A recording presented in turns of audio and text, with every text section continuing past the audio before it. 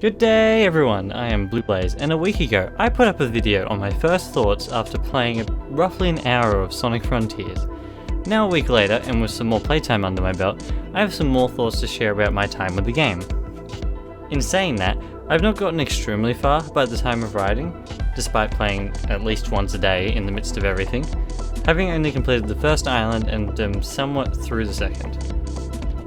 Please note, this video will probably be full of spoilers, as it has now been some time since the game has come out. Therefore, I would personally recommend skipping this video if you have things in the first 1.5 islands you have yet to discover or anything like that, unless you want to be spoiled, then feel free to keep watching. However, with the disclaimer out of the way, here is my impressions and a sort of early discussion of Sonic Frontiers 1 week later. To start with, I may address some of the things from my first impressions video. Sonic's voice, I'm still not fully used to it, and sometimes he seems to switch between both the normal Sonic voice he's been doing for the last however many years and his new version, and it's sometimes a bit jarring. The controls, I am really happy I have the Steam version because I was able to switch them up to be more what I'm used to, with X now being boost and Y being lightspeed dash, and I even put side loop on left trigger, which I feel feels really good to use. The pop-in, I think I said in my original video off memory that it wasn't too bad for me personally. Now I'm starting to get a little bit more frustrated on it, as sometimes I could just be running along and something will pop in front of me, or I need to do some platforming and I can't see where the things are, and yeah, that's somewhat frustrating. However, it's still not the worst, it's still playable, I'm still having fun. The reusing of stages gets worse, especially I think on one of the later islands that I haven't got to yet. I was just watching my siblings play. It was literally just Sky Sanctuary, and that's it. And then the combat continues to get more satisfying after adding lots of different upgrades, I feel. Moving on to the second part. After the amount of time I've had to play now, I think I may have discovered some new nitpicks. Mainly just confusing things such as not understanding the purpose of upgrading ring capacity overall. Maybe it's something that will come later in the game, I haven't got there yet.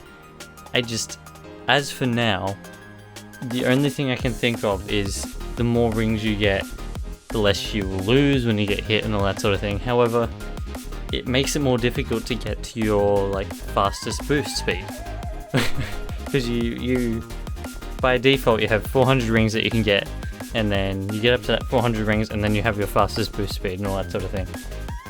And then when you add more ring capacity on, you then have to get up to that new ring capacity to get the fastest boost speed, which in my opinion is more of a downgrade. It makes it more difficult to get to something that I really want. Therefore, yeah, ring capacity, a little bit confusing. Maybe something later game requires it, I don't know.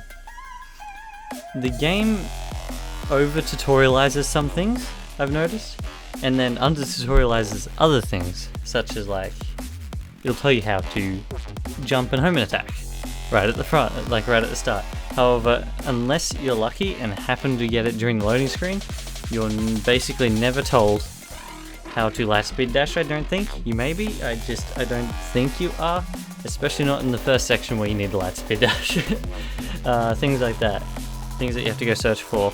I think there was another example that I can't think of right now. However, yeah, that's the sort of thing that just sort of gets to me a little bit. However, that's still most of the nitpicks for now, I think.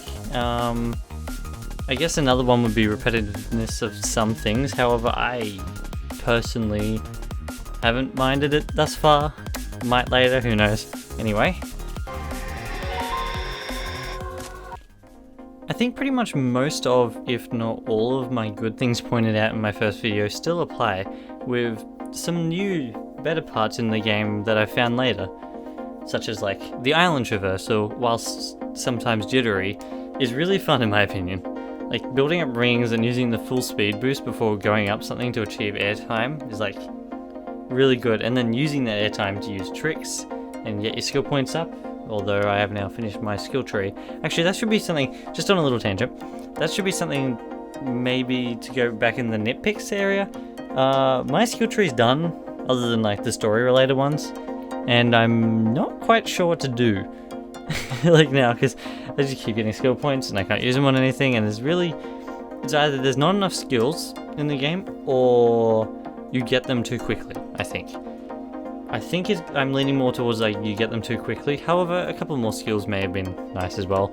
Some other things rather than just skills that you use to attack people, maybe.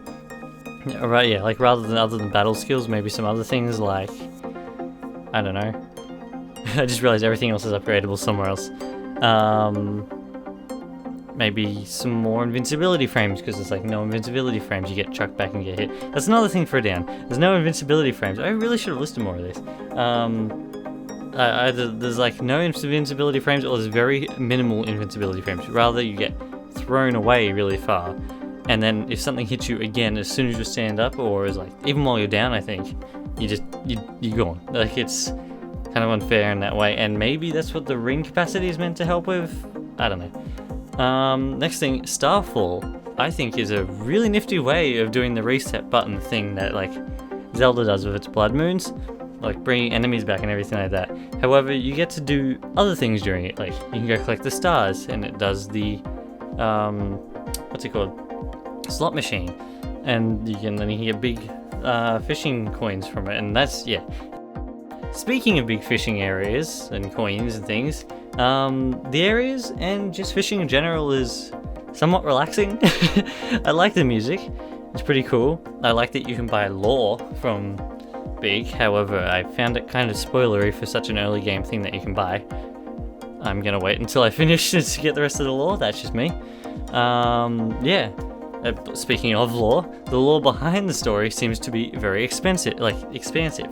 There seems to be a lot of stuff behind this story, and it really excites me coming from Forces and Generations, Colors, all the new modern, more modern, I can't really say modern, it's been over 10 years since Generations came out. The more modern Sonic games, like, they seem to have like such a shallow story and their worlds aren't really well defined.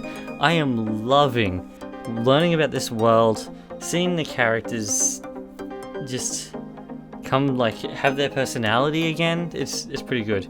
Speaking of characters, their interactions are great and developmental for them overall. It's been a while since they've had developmental interactions and conversations, and I am, again, really enjoying it. It's really nice to see a solid story in a Sonic game. How long's it been? Unleashed, I would say personally, is the last time for me that I have felt like where the characters develop in the story and go on their own little journey rather than just being basically superheroes. It's pretty much what I feel anyway. And I think one more thing maybe, oh no, I got two more things. Another thing is the music keeps getting better. I am loving the music. It is one of the best things in this game. I mean, it's a Sonic game. Pretty much all Sonic games have good music in my opinion. It's just me. I even like Forces music a lot. I think that one's a bit more mixed. However, generally it's liked. I think. Might be wrong. However, yeah, I even like Forces music. The music is great, and leading on from the music is the Supersonic and Giganto boss fight. That, in my opinion, is the best boss fight in a Sonic game that I have played thus far. I haven't played any other bosses yet. They may be even better. However, just not really like mechanically in depth. It just made you feel really, really, really good while playing. Like, it makes you feel as you're like super powerful, like Supersonic, rather than just sort of moving around a flying thing and hitting the enemy. It's just, I really enjoyed that Giganto boss fight, like the first Titan. That, and the music for it is, I'm still listening to that. Even like almost half a week after finishing the boss fight. Almost half a week? About 3 days? I don't know. Yeah, after finishing the boss fight, just listening to that music every day.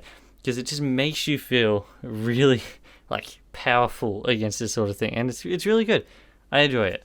Yeah. Okie dokie. I think that may be the stuff I'm currently able to talk about with more, like, without some more playing anyway. I'm thinking of doing a review of the entire game once gaining 100% completion, however. Although, with my current rate of play, that may not be for some time. Anyway, however for now, I think that is all from me. I hope everybody enjoyed the video. Sorry about being a little bit blah with my speaking today. I'm sort of doing this last minute. It's quite late at night. Anyway, yeah. Hope everybody enjoyed. Thank you all for watching, and I shall be back in the next one. Cheers, everyone.